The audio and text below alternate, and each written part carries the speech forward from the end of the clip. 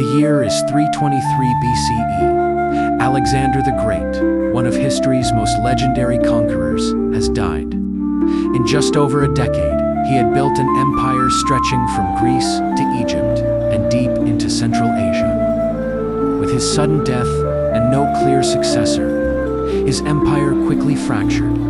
But from that political chaos, a new cultural era emerged, the Hellenistic world. The Hellenistic world took shape in the wake of Alexander's conquests.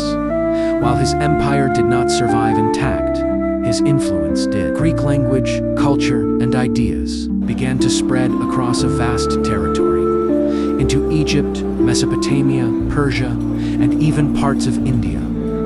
This process, known as Hellenization, would leave a lasting mark on the ancient world. New cities, such as Alexandria in Egypt and Antioch in Syria, were founded or expanded.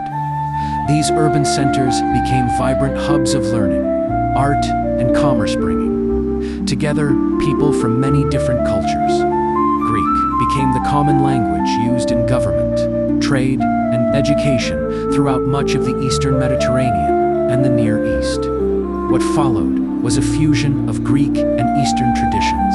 In art, architecture, and religion, we see styles and symbols blending, creating something entirely new. Greek gods were worshipped alongside Egyptian deities, and Eastern motifs began to appear in Greek sculpture and design. The Hellenistic world was not purely Greek. It was a crossroads of civilizations. Nowhere was the spirit of inquiry more alive than in Alexandria, home to the greatest library of the ancient world. Here, scholars from across the empire gathered to study and share knowledge. Some of the most influential minds in history worked during this period. Euclid, who organized and systematized the study of geometry. Archimedes, who made groundbreaking advances in physics and engineering. Eratosthenes, who used mathematics and observation to calculate the Earth's circumference with remarkable accuracy. In philosophy, two major schools emerged. Stoicism, which emphasized self-discipline, logic, and harmony with nature. Epicureanism, which sought happiness through simple pleasures, knowledge, and inner peace.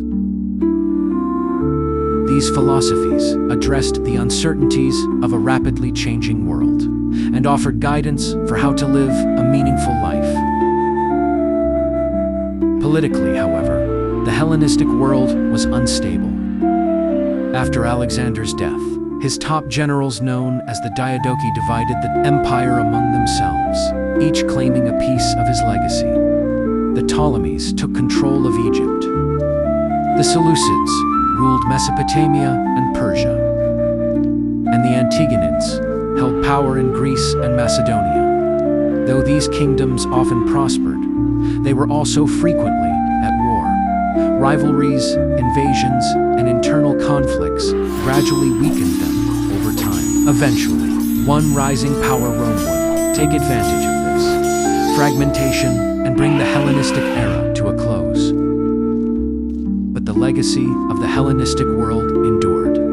Greek language and knowledge became deeply embedded in the cultures of the Mediterranean and the Near East. The scientific, philosophical, and cultural achievements of this era would later influence both the Roman Empire and the Islamic Golden Age, serving as a bridge between the ancient and modern worlds. Perhaps most importantly, the Hellenistic Age created a new kind of global identity, where Europe, Asia, and Africa were no longer isolated spheres, but connected through trade, knowledge, and shared culture. The Hellenistic world was a time of transition born from conquest, shaped by diversity, and remembered for its profound impact on civilization. Though its empires fell, its ideas lived on, reminding us that in times of great change, culture, knowledge, and human connection can shape the world in lasting ways.